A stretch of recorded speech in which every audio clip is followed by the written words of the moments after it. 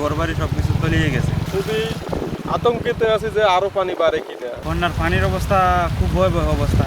আমরা খুব ভয়ের ভিতরে আছি। আমাদের জীবনযাপন খুব কষ্টে যাচ্ছে।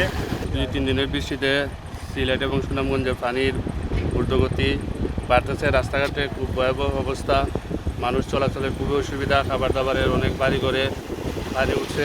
আমরা এই সুনামগঞ্জের মানুষ এবং সিলেটের মানুষ খুবই ক্ষতিগ্রস্ত। আপনারা আমাদের দিকে একটু খেয়াল রাখবেন। কমর অবস্থা আছে। কালকে তো পানি আরও ব্যাপক অবস্থা আছে।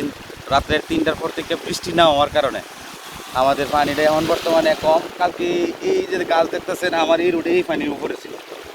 আজকে মোটামুটি অবস্থা স্বাভাবিক। কালকে আমি এই রোডে সুনামগঞ্জ পারানোর চেষ্টা করছিলাম কিন্তু পারছি না, যার ধরুন আজকে সকালে বাইরে যেতেছি। এক সপ্তাহ আগে বন্যা গেল, বন্যার ক্ষতি শেষ হতে না হতে আবার শুরু হয়েছে। আসলে এটা আমাদের সুনামগঞ্জের জন্য খুবই ভোগান্তি। খুবই আতঙ্কিত আছি যে আরো পানি বাড়ে কিনা।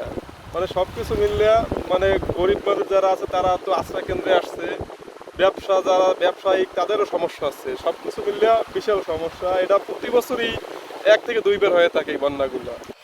Cinematic display, photography master, performance expert, NextG N9.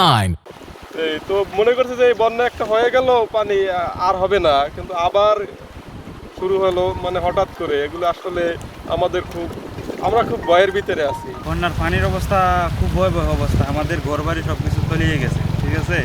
আমাদের রাস্তাঘাট সবকিছু পানিতে ভরপুর। আমরা চলাফেরা করতে পারতেছি না, রান্না বান্না করতে পারতেছি না।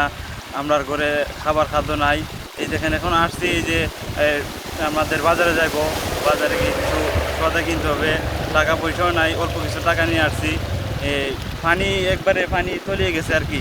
এখন শর্টকাট পরে আমি আসছি এদিকে, আওয়াজ হইতেছে না। তারপর তো যে পানির যে স্রোতে খুব কষ্ট করে আমরা এই পারাপার করতেছি আর কি। আমাদের জীবনযাপন খুব কষ্টে যাচ্ছে।